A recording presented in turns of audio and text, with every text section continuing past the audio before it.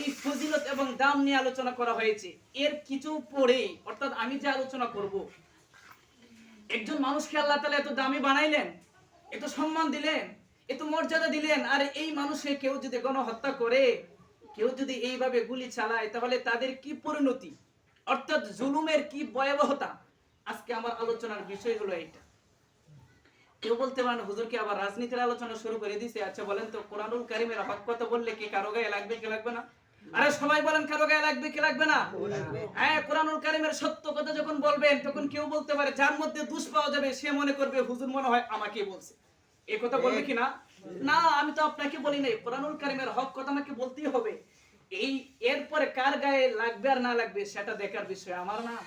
রব্বে কারীম কাল কিয়ামতের ময়দানে যদি ধরে বসেন, কিরে মাহমুদ, পুরা গ্রামের মধ্যে কোনো আলেম ছিল না, আমি রব্বে কারীম দয়া করে মায়া করে তোমাকে মুফতি বানাইছিলাম, হাফেজ কি বলে মাওলানা বানাইছিলাম, দ্বীনের সহি বুঝদান করেছিলাম, কোরআনের সত্য কথাকে গ্রামের মধ্যে প্রকাশ করেছিলা, মানুষকে কি জানিয়ে দিয়েছিলা। যদি আমি প্রকাশ না করি রব্বে কারীম আমি যত বড় মুক্তি হোক না কেন, ওই জায়গায় কিন্তু রব্বে কারীম আমাকে আটকে দিবে। তো আমি চাই না যে রব্বে কারীমের কাজ করে আমি আটকে যাই, আমার হক কথা আমাকে বলতে হবে। ঠিক আপনারা জানেন আমার মসজিদে এই এদের থেকে তো আরো 3 ডাবল বড় মসজিদ এবং হাজার হাজার মুসল্লি হয়। ওইখানেও কিন্তু আমি হক কথা বলতে দ্বিধাবোধ করি না। আর সেই জায়গায় যেখানে কোন নাম গন্ধও নাই সেইখানে বলতে কি আর শনি মঙ্গলবার লাগবে নাকি? আচ্ছা যাই হোক, আলোচনা করছিলাম যে একজন মুমিন বান্দার ফজিলত এবং এই মুমিন বান্দার দাম, এত দাম পাওয়ার পরেও কেউ যদি মুমিন বান্দাকে হত্যা করে তাহলে তার কি শাস্তি, এবং বিগত কওমের মধ্যে তাদের কি শাস্তি হয়েছে না, আমাদের আলোচনা এটাই। রব্বে কারীম কোরআনুল কারীমের সূরা ইসরা অর্থাৎ বনি ইসরাইলের মধ্যে রব্বে কারীম বলেন, ওয়ালাকাদ কাররামনা বনি আদম, আমি আদম সন্তানকে মর্যাদা দিয়েছি, আমি আদম সন্তানকে সম্মান দিয়েছি, আদম সন্তানের সম্মান মর্যাদা আমি আল্লাহ বাড়িয়ে দিয়েছি। ওয়া হামালনাহুম ফিল বাররি ওয়াল বাহর, এবং তাদেরকে স্থলে এবং জলে চলার জন্য আমি বাহনের ব্যবস্থা করে দিয়েছি। বলেন তো যানবাহনের ব্যবস্থা কে করেছেন? আল্লাহ। একটু উত্তর দিবেন, কারণ হক কথা বলার পরে কারো মুখে যদি সত্য কথা বের হয়, কাল কিয়ামতের ময়দানে এই সত্য কথার বদৌলতে হইতে পারে আল্লাহ তাআলা তাকে নাজাত দিতে পারে। সুবহানাল্লাহ। আচ্ছা বলেন তো দেখি, এই স্থলে এবং জলে চলার জন্য বাহনের ব্যবস্থা কে করেছেন? আল্লাহ। না আমাদের প্রধানমন্ত্রী ক্ষমতা পাওয়ার পরে, সবকিছু চুরি করার পরে ক্ষমতা কে দিয়েছেন? আল্লাহ। ক্ষমতার মধ্যে কে বসান? আল্লাহ। ক্ষমতা চিনে নেন কে? আল্লাহ। রিজিক দেওয়ার মালিক কে? আল্লাহ। রিজিক চিনে নেওয়ার মালিক কে? সেই আল্লাহ। সেই আল্লাহর হক কথা বলতেই হবে, আমার গর্দান তাক আর না তাক। ঠিক। সেই আল্লাহ বলছেন আমি মানুষকে মর্যাদা দিয়েছি এবং জলে স্থলে চলার জন্য আমি তাদের জন্য বাহনের ব্যবস্থা করে দিয়েছি। বাহন বলেন কিসের ব্যবস্থা করেছেন? বাহনের। এরপর আল্লাহ বলেন ওয়া রাযাকনাহুম মিনাত তাইয়্যিবাত, দুনিয়ার মধ্যে तमाम যত রিজিক আছে সমস্ত রিজিকের মধ্যে আমি আল্লাহ পবিত্র যে রিজিক এটা তাদের জন্য নির্ধারণ করেছি। সুবহানাল্লাহ। রব্বে কারীম বলেন শুধু তাই না, এ বান্দা শুন, শুধু তাই না, কই কি আল্লাহ তাআলা বলেন ওয়া ফাদ্দালনাহুম আলা কাসীরিম মিম্মান খালাকনা তাফদীলা, আমি রব্বে কারীমের যত মাখলুকাত আছে, যত সৃষ্টিজীব আছে, সমস্ত সৃষ্টিজীবের মধ্যে আমি মানুষকে শ্রেষ্ঠত্ব দান করলাম। আচ্ছা বলেন তো, যে বান্দা মানুষকে শ্রেষ্ঠত্ব দান করেছে এই বান্দাকে কি হত্যা করা যায়? আরে কথা বুঝে না। যে আল্লাহ মানুষকে শ্রেষ্ঠত্ব দিয়েছে, মর্যাদা দিয়েছে, সেই বান্দাকে কি গুলি করা যায়? না। আচ্ছা আসেন, রব্বে কারীম কোরআনুল কারীমের আরেক আয়াতের মধ্যে বলেন লাকাদ খালাকনাল ইনসানা ফি আহসানি তাকওয়িম, এই কথা বলার আগে রব্বে কারীম অনেকগুলা কসম খাইলেন। কসম খাওয়ার পরে বলেন আমি আল্লাহ সমস্ত মাখলুকাতের মধ্যে, সমস্ত সৃষ্টির মধ্যে মানুষকে শ্রেষ্ঠ জাতি হিসেবে বানাইলাম। তো যেই জাতি শ্রেষ্ঠ জাতি, যেই জাতির মর্যাদা আল্লাহ তাআলার কাছে এত বেশি, এই জাতিকে সচরাচর হত্যা করা যায় না। এখন বলেন যে হত্যা করবে তারও যে এরকম গুনাহ, যার নির্দেশে হত্যা করবে তারও সেই রকম গুনাহ। আচ্ছা কথা কি বুঝতে পারছেন? যে হত্যা করবে তার যে এরকম গুনাহ, যে যে ব্যক্তির আদেশে হত্যা করবে তারও সেই রকম গুনাহ। আচ্ছা আসেন, একজন মুমিন বান্দার, একজন মুমিন মুসলমান তাকওয়া যার ভিতরে আল্লাহ, আল্লাহকে ভয় করেছে, এমন একজন মুমিন বান্দার কত দাম। একটা হাদিস শোনাই। হাদিসটা মুআজামুল কাবির লিত-তাবরানী শরীফের একটা হাদিস, 14584 নম্বর হাদিস। এই হাদিসের মধ্যে আসছে একদিন ফেরেশতারা আল্লাহ তাআলার কাছে দরখাস্ত করে। বলেন ফেরেশতারা কার কাছে দরখাস্ত করেছে? আল্লাহ। ফেরেশতারা আল্লাহ তাআলার কাছে দরখাস্ত করে, ইন্নাল মালাইকাতা ক্বালাত ইয়া রাব্বানা। ফেরেশতারা একদিন রব্বে কারীমের কাছে জিজ্ঞাসা করে, ওগো আমার রব, ওগো আমার আল্লাহ, আমান পালন কর্তা, আতাইতা বানি আদম আদ-দুনিয়া, বনি আদম সন্তানকে আপনি দুনিয়াতে যা ইচ্ছা তাই করার সুযোগ দিয়েছেন, সব কিছু দুনিয়াতে করার বনি আদমকে আপনি সুযোগ দিয়েছেন। ফলে তারা ইয়াকুলুনা ফিহা ওয়া ইয়াশরাবুনা ওয়া ইয়ালবাসুনা, ফলে তারা দুনিয়ার মধ্যে যা ইচ্ছা তাই খাইতে পারে, যা ইচ্ছা তাই পান করতে পারে, এক কথায় পানাহার করতে পারে, যেমন ইচ্ছা তেমন পোশাক পরিধান করতে পারে, সবকিছু আপনি তাদেরকে দিয়েছেন। শুধু আমরাই ওয়া নাহনু নুসাব্বিহু বিহামদিক, কেবলমাত্র আমরা ফেরেশতারাই খাইও না, পানও করি না, গুনাহও করি না, কেবলমাত্র শুধুমাত্র আপনারই প্রশংসা বর্ণনা করি। এই কথা কে বলছে বলেন তো দেখি? ফেরেশতারা বলছে। কার দরবারে বলছে? আল্লাহর দরবারে বলছে।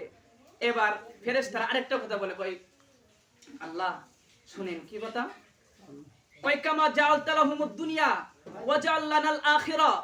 ফেরেশতারা কয় আল্লাহ, দুনিয়াতে তুমি তাদেরকে যেভাবে খাবারের শক্তি দিয়েছো, পানাহারের শক্তি দিয়েছো, পোশাক পরার শক্তি দিয়েছো, তাও কিয়ামতের ময়দানে আমাদেরকে এমন ব্যবস্থা করে দিও, আমরাও যেন কিয়ামতের ময়দানে হাসরের মাঠ যখন কায়েম হয়ে যাবে, ওই ময়দানেও আমরাও যেন খাবার খাইতে পারি, পানাহার করতে পারি, সুন্দর পোশাক পরিধান করতে পারি, এমন শ্রেষ্ঠত্ব তুমি আল্লাহ আমাদেরকে দাও।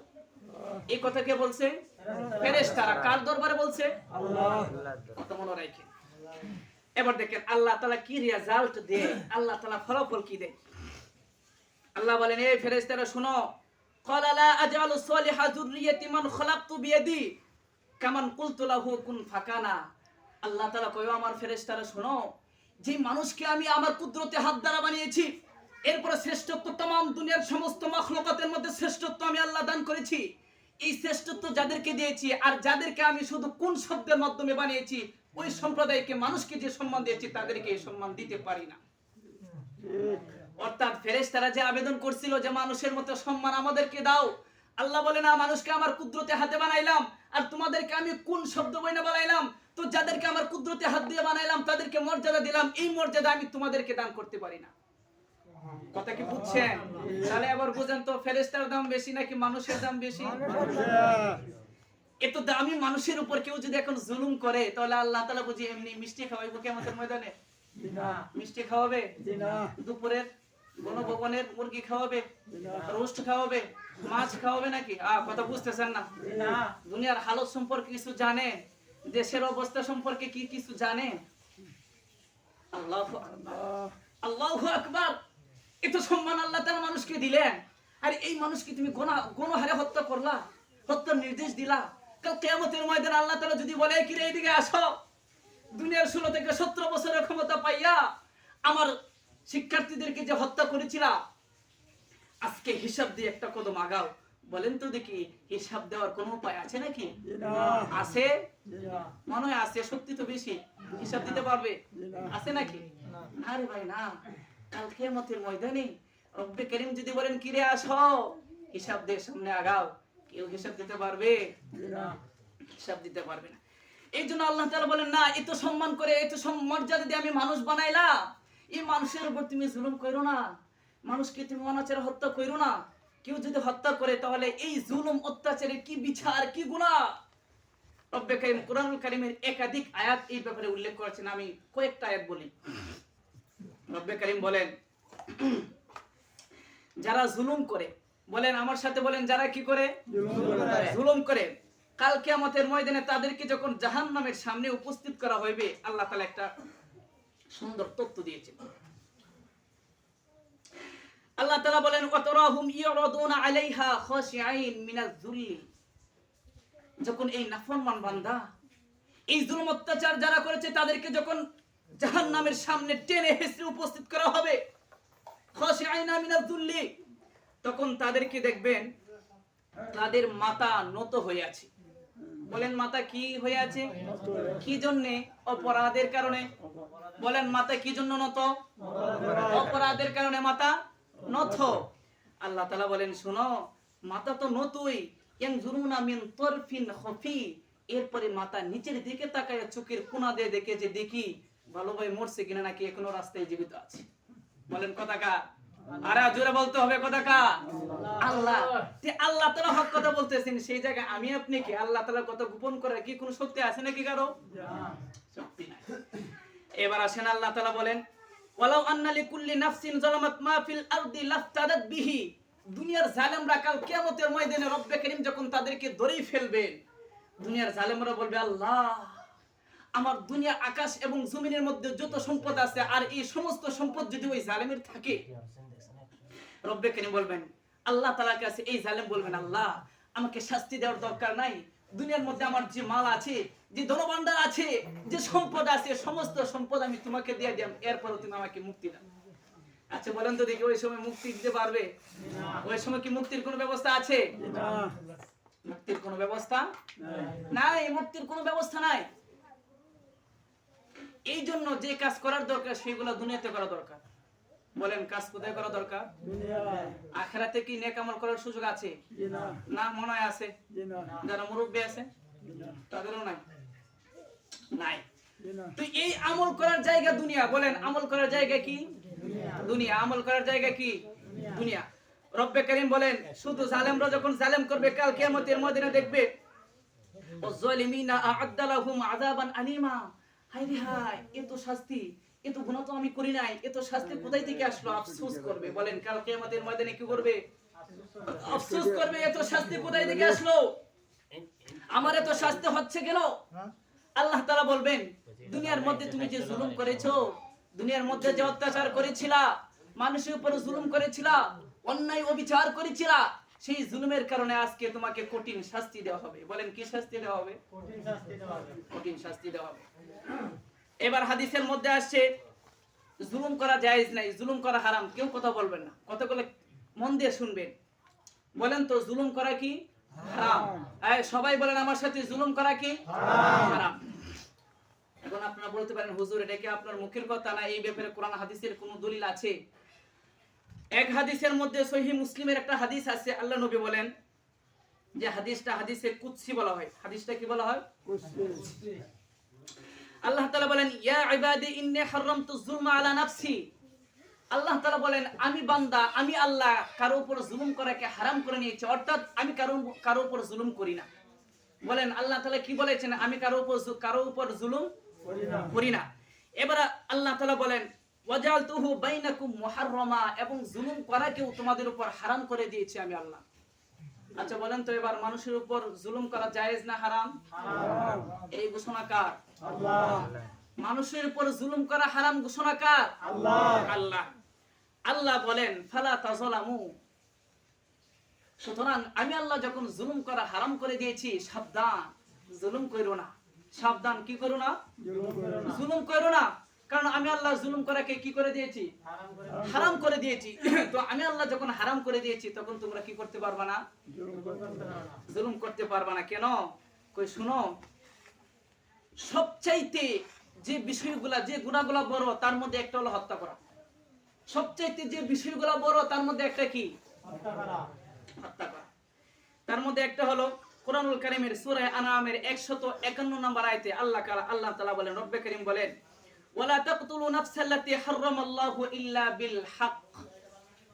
হে বান্দা, এই দুনিয়ার মানুষ শুনে নাও, খেয়াল করে শুনবা, মনের কান দিয়ে শুনবা, মনোযোগ দিয়ে শুনবা।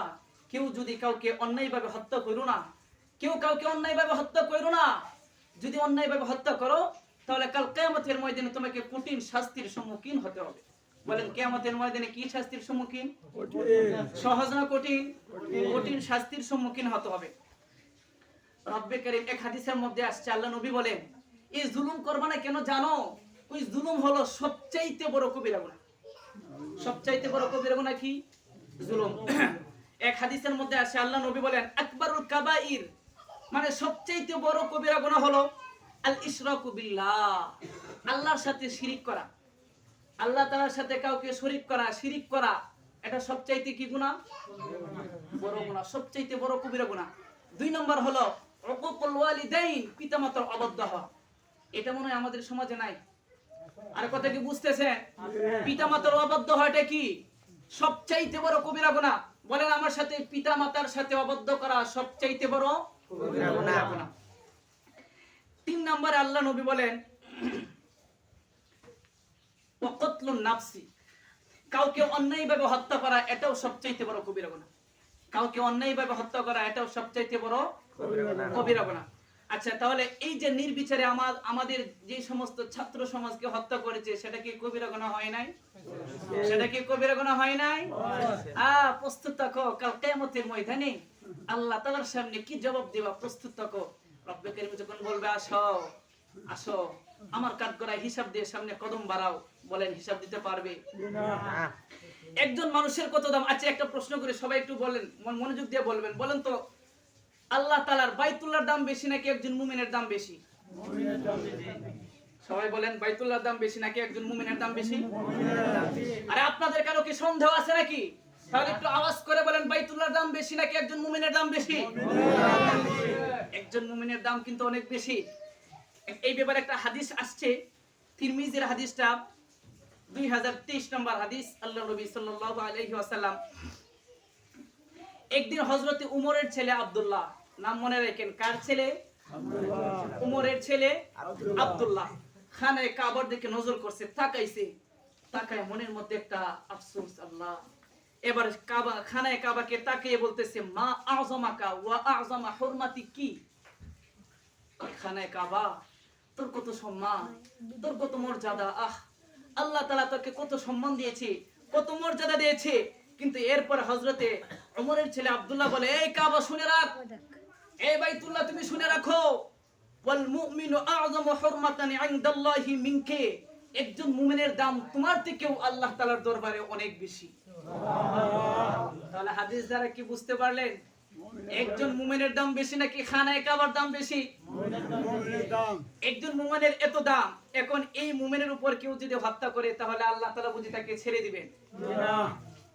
বলেন, একজন মুমিনের এত দাম, আল্লাহ তাআলা তাকে ছেড়ে দিবেন? না। এই মুমিন বান্দার উপর যারা হত্যা করে, যারা জুলুম নির্যাতন চালিয়েছে, তাদেরকে আল্লাহ তাআলা ছেড়ে দিবে? না। আচ্ছা, কার কার মনে হয় আল্লাহ তাআলা তার সাথে খাতির করবে, ছেড়ে দিবে? বলেন তো, কেমন কি আছে? আছে নাকি কেউ যে আল্লাহ তাআলা তাকে ছেড়ে দিবে? নাই রে ভাই, নাই নাই। সুতরাং আমি অন্তর্বর্তীকালীন সরকারের কাছে আমি এই কথা জানিয়ে দিতে চাই, হাসিনা সরকার, খুনি সরকার, স্বৈরাচার সরকার, টেকনাফ থেকে তেতুলিয়া পর্যন্ত, রূপসা থেকে পাতুরিয়া পর্যন্ত যত ভাস্কর্য বানিয়েছে, যত মূর্তির ছবি বানিয়েছে, সমস্ত মূর্তিকে ভেঙে ফেলে দিতে হবে। ঠিক। এই আলেম উলামার দেশে কোনো মূর্তির ছবি রাখা যাবে না। বলেন, আলেম উলামার দেশে কি মূর্তির ছবি রাখা যায়? না। দুনিয়ার ক্ষমতা পাওয়ার পরে, 16 থেকে 17 বছর ক্ষমতা পাওয়ার পরে, আলেম উলামার সাথে গাদ্দারি করার কারণে, কোরআন হাদিসের সাথে গাদ্দারি করার কারণে, আমজনতার সাথে গাদ্দারি করার কারণে, ছাত্র সমাজের সাথে গাদ্দারি করার কারণে আল্লাহ তাআলা তোমাকে এতটাই অপমানিত, লাঞ্ছিত করেছে, শেষ পর্যন্ত তোমাকে ভারত নামতেও দেওয়া হয় না। শুধু তাই নাকি, আল্লাহ তাআলা তোমাকে এতটাই অপমানিত করেছে, এই খুনি হাসিনা, স্বৈরাচার হাসিনাকে আল্লাহ তাআলা এতটাই অপমানিত করেছে, শেষ পর্যন্ত দুপুরে রান্না করার মুরগির গোশত খাইতে পারে নাই, রোস্ট খাইতে পারে নাই, মাছের বোনা খাইতে পারে নাই, 5 মিনিটের সেই বক্তব্য রেকর্ড করতে পারে না। ক্ষমতা কার? আল্লাহ। বলেন, ক্ষমতা কার? আল্লাহ। রব্বে কারীম বলেন, এই দুনিয়ার বুকে আমি কাউকে ধ্বংস করেছি বাতাস দিয়া, কাউকে ধ্বংস করেছি আগুন দিয়া, কাউকে ধ্বংস করেছি বিকট আওয়াজ দিয়া, কাউকে ধ্বংস করেছি মাটিতে ডাবাইয়া। এইবার স্বৈরাচার খুনি হাসিনাকে আমি ধ্বংস করেছি, লাঞ্ছিত করেছি ছাত্র সমাজকে ব্যবহার করে। ক্ষমতা কার? আল্লাহ। ক্ষমতা কার? আল্লাহ। 2 দিনের ক্ষমতা পাইয়া তুমি মানুষের উপর জুলুম করো। এবার আগে আপনারা দেখেছেন, বলতেন আমাদের প্রধানমন্ত্রী এত রাকাত তাহাজ্জুদ পড়ে, এত রাকাত, এত তাসবিহ পড়ে, আজকে কোথায় গেল সেই তাসবিহ? কোথায় গেল কোরআন তেলাওয়াত? কোথায় গেল সুন্নাত তোমার জায়নামাজ? এইগুলা কে করে? বলেন, কে করে? আল্লাহ। কে করে? আল্লাহ। সুতরাং আমি সুস্পষ্ট একটা ঘোষণা দিতে চাই, এত মানুষের জীবনের বিনিময়ে 2024-এ দ্বিতীয়বারের মতো আমরা দেশ স্বাধীন করেছি। এক সাগর রক্তের বিনিময়ে আমরা দেশ স্বাধীন করেছি। এই স্বাধীন দেশের মধ্যে এখন যারা পাইতারি করছে, 15ই আগস্ট থেকে কেন্দ্র করিয়া যারা ভাঙচুর করছে, যারা হত্যা করে, মারামারি করে, কাটাকাটি করে, হানাহানি করে, আমরা তাদেরকে বলে দিতে চাই, এই খুনি হাসিনার মতো তোমাদেরকেও ভারত পাঠিয়ে দিব। পাঠাইব কোথায়? বলেন, ভারত। আমি অন্তর্বর্তীকালীন সরকারের কাছে একটা আবেদন জানিয়ে দিতে চাই, অন্তর্বর্তীকালীন সরকারকে আমি জানিয়ে দিতে চাই, সেই স্বৈরাচার সরকার কোন সরকার? এই সরকারের আমলে যত আলেম উলামা গুম হয়েছে, যত ছাত্র নিহত হয়েছে, এই ছাত্রের বিরুদ্ধে, ছাত্র নিহত হওয়ার কারণে এই খুনি সরকারের বিরুদ্ধে মামলা দায়ের করে ভারত থেকে এনে বিচারের কাঠগড়ায় তাদেরকে দাঁড় করাতে। আল্লাহ তাআলা ক্ষমতা দিয়েছেন কি তোমাদেরকে তাদেরকে হত্যা করার জন্য? না, তাদেরকে সুন্দরভাবে দেশ চালানোর জন্য। সুন্দরভাবে দেশ চালানোর জন্য আল্লাহ তাআলা তোমাদেরকে নির্বাচন করেছিলেন, তোমাদেরকে নির্ধারণ করেছিলেন রাষ্ট্র চালানোর জন্য। তোমরা কি সুন্দরভাবে রাষ্ট্র চালিয়েছো? সুন্দরভাবে কি দেশ চালিয়েছো? এইবার শুনেন কোরআনুল কারীমের মধ্যে আল্লাহ তাআলা কি বলেন, আওয়াজ করবেন না। কোরআনুল কারীমের মধ্যে আল্লাহ তাআলা বলেন, কুলিল্লাহুম্মা মালিকাল মুলকি তুতিল মুলকা মান তাশা ওয়া তু'আজ্জুবা ওয়া তানজিউল মুলকা মিম্মান তাশা। আল্লাহ তাআলা আল্লাহ নবীকে বলেন, ও নবী আপনি বলে দেন এই পৃথিবীর ক্ষমতার মালিক কে? আল্লাহ। আওয়াজ দিয়ে বলেন পৃথিবীর ক্ষমতার মালিক কে? আল্লাহ। এবার আল্লাহ তাআলা বলেন, আল্লাহ তাআলা যাকে ইচ্ছা তাকে ক্ষমতা দান করেন। ক্ষমতা আল্লাহ তাআলা যাকে ইচ্ছা তাকে, আরে কথা বলেন, যাকে ইচ্ছা তাকে। এবার আল্লাহ তাআলা বলেন ওয়া তানজিউল মুলকা মিম্মান তাশা, এবং যাকে ইচ্ছা তার থেকে ক্ষমতা ছিনিয়ে নেন। যাকে ইচ্ছা তার থেকে ক্ষমতা ছিনিয়ে নেন। এবার আওয়াজ করে বলেন তো ক্ষমতা ছিনিয়ে নিয়েছেন কে? করেছেন এই কাজগুলা? আল্লাহ। আল্লাহ। কাদেরকে ব্যবহার করে করেছেন? ছাত্র সমাজকে। ক্ষমতা ছিনিয়ে নিয়েছেন কেডা? আল্লাহ। আওয়াজ করে বলেন ক্ষমতা ছিনিয়ে নিয়েছেন কেডা? আল্লাহ। কাদেরকে ব্যবহার করার মাধ্যমে? ছাত্র জনতাকে ব্যবহার করার মাধ্যমে। শুধু তাই না, এবার দেখেন আল্লাহ তাআলা পরবর্তী অংশে কি বলেন। আল্লাহ তাআলা পরবর্তী অংশে বলেন, ওয়া তু'আজ্জু মান তাশা, সম্মান দেওয়ার মালিক কে? আল্লাহ। ইজ্জত দেওয়ার মালিক কে? আল্লাহ। আল্লাহ তাআলা যাকে ইচ্ছা তাকে সম্মান দান করেন, যাকে ইচ্ছা তাকে ইজ্জত দান করেন, এবং যাকে ইচ্ছা তাকে ওয়া তুযিল্লু মান তাশা, এবং যাকে ইচ্ছা তাকে লাঞ্ছনা করেন। বলেন তো এবার লাঞ্ছনা করেছেন যে আল্লাহ তাআলা, কে করেছেন? আল্লাহ। কেমন লাঞ্ছনা করেছেন চিন্তা করছেন? 13টা বছর, 16টা বছর, 17টা বছর বুক করে যে বলতা, আজকে শেষ পর্যন্ত তোমাকে যে শেষের 5 মিনিট বক্তব্য রেকর্ড করতে চেয়েছিল, কো এতটাই লাঞ্ছিত করেছে, বক্তব্য তো রেকর্ড করতে পারো না। ঠিক। আজকে যদি তোমার প্রধান সেনাপতি যদি তোমার আত্মীয় না হইতো, তোমার বাপের যেই দশা হয়েছিল আজকে তোমারও সেই দশা হইতো কি হইতো না? আওয়াজ করে বলেন সেই দশা হইতো কি হইতো না? ভাগ্যবালা, ভাগ্যবালা আল্লাহ তাআলা তোমাকে সুস্থ মতে পাঠিয়ে দিয়েছে। আল্লাহ তাআলা চাইলে আরো পদস্থ করতে পারতেন। বলেন আরো পদস্থ করতে পারতেন। আচ্ছা বলেন তো এই সবকিছু করনেওয়ালার মালিক কে? আল্লাহ। সবকিছু করনেওয়ালার মালিক কেডা? আল্লাহ। একদিন কারুন কি চিনেন? কারুন মুসা আলাইহিস সালামের সম্প্রদায়ের ছিল। বলেন কারুন কার সম্প্রদায়ের ছিল? মুসা আলাইহিস সালামের সম্প্রদায়ের কেডা ছিল? কারুন। এই কারুন সে আল্লাহ তাআলা তাকে অনেক ধনভাণ্ডার দিয়েছিল, অনেক ধন সম্পদ দিয়েছিল, কিন্তু ধন পাইয়া আল্লাহ তাআলা সম্পদ পাইয়া সে অহংকার করেছিল। আল্লাহ তাআলা তাকে জমিনে ধাবা দিয়ে হত্যা ধ্বংস করেছে। বলেন কোথায় ধাবা দিয়ে ধ্বংস করেছে? জমিনে। জমিনে। এইবার দেখেন আল্লাহ তাআলা আরেক আয়াতের মধ্যে বলেন, ওয়া আদ ওয়া সামুদ, আমি আদ এবং সামুদ জাতিকে ধ্বংস করেছি। আকাত তাবায়্যানা লাকুম মিন মাসাকিনিহিম, এবং তাদের ঘরবাড়ি দ্বারাই তারা যে ধ্বংস হয়েছে এই কথাটা সুস্পষ্ট হয়েছে। ওয়া যায়্যানা লাহুমুশ শাইতান আ'মালাহুম, শয়তান তাদের কাজগুলোকে তাদের নিকট সুসজ্জিত করে দেখিয়েছে। ফাসাদ্দাহুম আনিস সাবিল, ফলে তারা সত্য কথা দেখে, দ্বীনের কথা দেখে তারা মুখ ফিরিয়ে নিয়েছে। অথচ ওয়াকানু মুস্তাবসিরিন, কিন্তু তারা ছিল বিচক্ষণ জ্ঞানী, কিন্তু শয়তান তাদের মগজের মধ্যে এমন ধোঁকা দিয়েছে তারা হক গ্রহণ করতে পারে নাই। এইবার দেখেন আল্লাহ তাআলা কি বলেন। আল্লাহ তাআলা বলেন, ওয়া কারুন ওয়া ফিরআউন ওয়া হামান, আমি আল্লাহ কারুনকে ধ্বংস করেছি, ফিরআউনকেও ধ্বংস করেছি, হামানকেও আমি রব্বে করিম तमाम দুনিয়ার খালিক মালিক আমি সবাইকে ধ্বংস করে দিয়েছি। কি জন্য জানেন? ওয়ালাকাদ জাআহুম মুসা বিল বাইয়িনাত, হযরত মুসা আলাইহিস সালাতু ওয়াস সালাম তাদের নিকট সুস্পষ্ট দলিল নিয়ে এসেছিল। এরপরে কারুন, হামান আর ফিরআউন কি করেছিল? ফাস্তাকবারু ফিল আরদ, জমিনের মধ্যে অহংকার করেছিল। এই অহংকার করার কারণেই আমি আল্লাহ তাদেরকে ধ্বংস করেছি। তাহলে বলুন তো অপদস্থ হওয়ার, লাঞ্ছিত হওয়ার, ধ্বংস হওয়ার মূল কারণ কি? অহংকার। সবাই বুঝেন লাঞ্ছিত হওয়ার মূল কারণ কি? অহংকার। হায়রে বাবা রে বাবা, আপনারা দেখেছেন এই স্বৈরাচার সরকারের শাসনামলে বক্তারা যখন ওয়াজের মঞ্চে বসেছে, কিছু পাতি নেতা আছে কিনা বলেন তো দেখি? ভয় করতেছে? আমার তো ভয় লাগতেছে না, আমি তো এখান থেকে আরো বড় বড় মাহফিলে প্রোগ্রাম করি। তা আপনারা ভয় পাইতেছেন নাকি? ভয় পান কেন? পাতি নেতারা যখন চেয়ারের মধ্যে বসতো, হুজুরের বয়ান করার আগে একটু আগে তো বসে থেকে আসে বলছে, হুজুর এই বিষয়ে বয়ান করেন না, এই বিষয়ে বয়ান করেন না, গলাটা একটু মোটা করে বলে এই বিষয়ে বয়ান করেন না, রাজনীতি বিষয়ে বয়ান করেন না। আজকে সেই পাতি নেতারা কোথায় গেল? যখন তোমাদের নেত্রী পালিয়েছে তোমরা কোথায় ছিলা? কাল কিয়ামতের ময়দানে আল্লাহ তাআলা যদি বলে জুলুম করেছিলা, তাকে সাপোর্ট করেছিলা, আজকে সাপোর্ট করো, তাকে সাপোর্ট করার মাধ্যমে সেও জাহান্নামে যাবে, তুমি জাহান্নামে যাও, যাইতে রাজি? যাইতে কি রাজি? আল্লাহু আকবার, যাইতে রাজি না।